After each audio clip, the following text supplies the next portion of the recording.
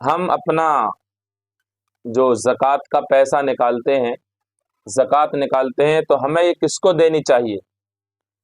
اس کے مصارف کون ہیں، اس کے حقدار کون ہیں؟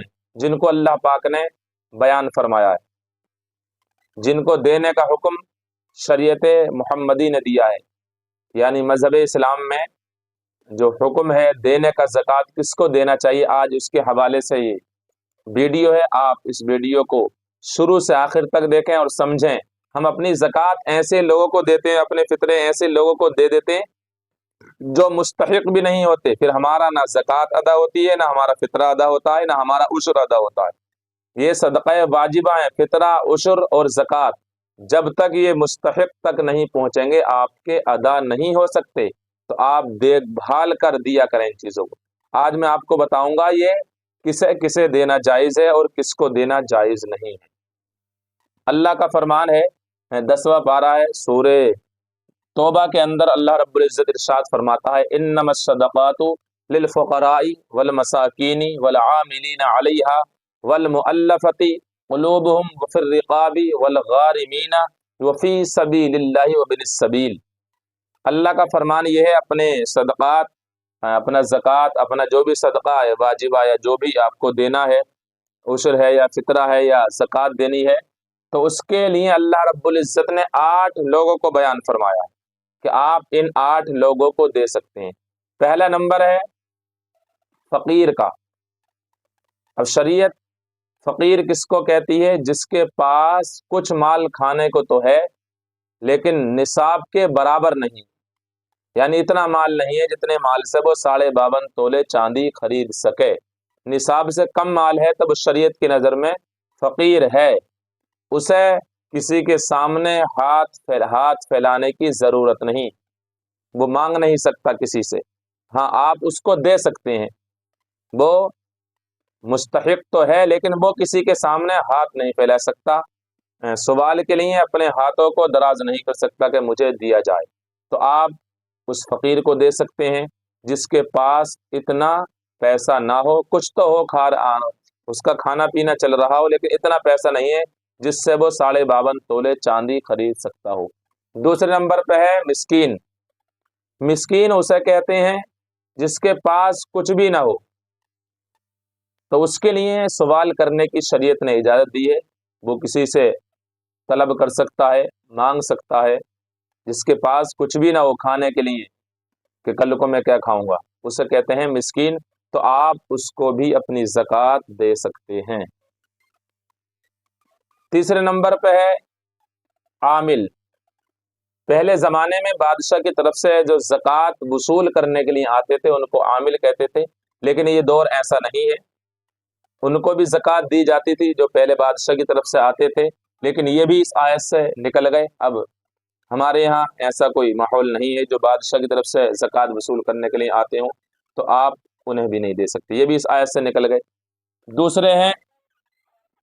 دوسرا یہ ہوتا تھا پہلے کہ کافروں کو بھی، یعنی کفار کو زکوٰۃ دی جاتی تھی ان کا دل رکھنے کے لیے، تاکہ ان کے دل میں اسلام کے لیے رغبت پیدا ہو، محبت پیدا ہو۔ لیکن آج الحمدللہ مذہب اسلام پوری کائنات میں چھایا ہوا ہے، اب کوئی ضرورت نہیں ہے، یہ بھی اس آیت سے نکل گئے، کافر کو زکوٰۃ نہیں دے سکتی۔ تیسرا یہ تھا کہ پہلے اگر کوئی غلامی کا دور تھا، غلام کسی کی زنجیروں میں جگڑا ہوا تھا، قید تھا، تو آپ اپنی زکوٰۃ کا پیسہ دے کے اس کو آزاد کرا سکتے تھے، آپ کے لیے جائز تھا، لیکن یہ غلامی کا دور نہیں ہے، تو یہ بھی اس آیت سے نکل گئے۔ 8 بیان کیے جس میں 3 اس دور میں نہیں پائے جاتے، 5 پائے جاتے ہیں، تو میں آپ کے سامنے آج 5 کو بیان کر رہا ہوں۔ نمبر 1 فقیر، فقیر کے بارے میں بتا دیا۔ نمبر 2 مسکین، مسکین کے بارے میں بھی آپ نے سن لیا۔ نمبر 3 وہ انسان جو قرض میں ڈوبا ہوا ہو، یعنی وہ تھا تو امیر لیکن اس پہ اتنا قرضہ ہو گیا، کسی وجہ سے اس کے بزنس میں گھاٹا ہو گیا، وہ قرض کے نیچے دب گیا، اب وہ بہت پریشان ہے، اس کے پاس کوئی پیسہ نہیں ایسا کہ میں اپنا قرض ادا کر سکوں، تو آپ ایسے انسان کو اپنا زکوٰۃ کا پیسہ دے سکتے ہیں تاکہ وہ ہمارا بھائی اس قرض سے نجات پا سکے۔ نمبر 4 جو اللہ کی راہ میں نکلے ہوئے ہیں۔ اس آیت کا جو میں نے پڑھی آپ کے سامنے ابھی 10ویں پارے کی سورۃ توبہ کی، اس کا میں آپ کو ترجمہ بیان کر رہا ہوں، جس کے بارے میں اللہ پاک نے بیان فرمایا کون کون لوگ ہیں۔ چوتھے نمبر پہ ہیں جو اللہ کی راہ میں نکلے ہوئے ہیں، یعنی جہاد جو کر رہے ہیں اللہ کے دین کے لیے، جنگ جو کرتے ہیں مجاہدین، ان پر آپ اپنے زکوٰۃ کا پیسہ دے سکتے ہیں، جائز آپ کے لیے۔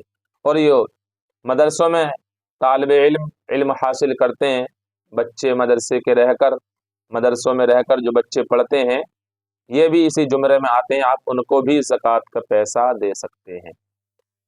نمبر 5 مسافر، آخر میں بیان کیا اللہ پاک نے مسافر کے بارے میں۔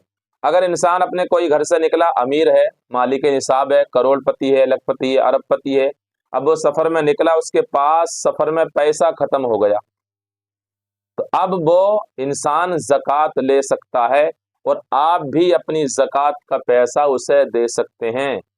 اگرچہ وہ اپنے گھر مالدار تھا، ارب پتی ہے، لیکن راستے میں وہ پیسہ ختم ہو چکا ہے، تو آپ اس کو اپنی زکوٰۃ کا پیسہ دے سکتے ہیں، آپ کے لیے جائز ہے، اور اس کے لیے بھی جائز ہے کہ وہ بھی لے سکتا ہے۔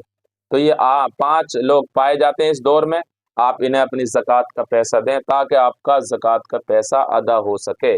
یہ گاؤں گاؤں جو ڈھول بجاتے پھرتے ہیں، مانگ رہے ہیں، گھر گھر جا کے دیکھ بھال کر دیں، جانچ پڑتال کر کے دیں اگر یہ مستحق ہے یا نہ ہے۔ اگر مستحق نہیں ہے، اگر وہ مالک نصاب ہوا، تو نہ آپ کا فطرہ ادا ہوگا، نہ آپ کی زکوٰۃ ادا ہوگی، بلکہ آپ گناہ گار ہوں گے۔ اب ہم کنہیں نہیں دے سکتے، یہ تو دینے والے تھے جنہیں ہم دے سکتے ہیں، ہم کنہیں نہیں دے سکتے، ان کے بارے میں سن لیں۔ جن سے ہم پیدا ہیں، ہمارے باپ ماں، ہمارا جو جن سے ہم پیدا ہیں، ہماری ماں ہیں، ہمارے باپ ہیں، دادا دادی پردادا پردادی، ہم انہیں زکوٰۃ نہیں دے سکتے۔ اور جو ہم سے پیدا ہیں، یعنی ہمارے بیٹے بیٹیاں پوتے پوتیاں نواسے، ہم انہیں زکوٰۃ نہیں دے سکتے۔ شوہر بیوی کو نہیں دے سکتا، بیوی شوہر کو نہیں دے سکتی، اور مالدار کو زکوٰۃ نہیں دے سکتے، اور سیدوں کو زکوٰۃ نہیں دے سکتے۔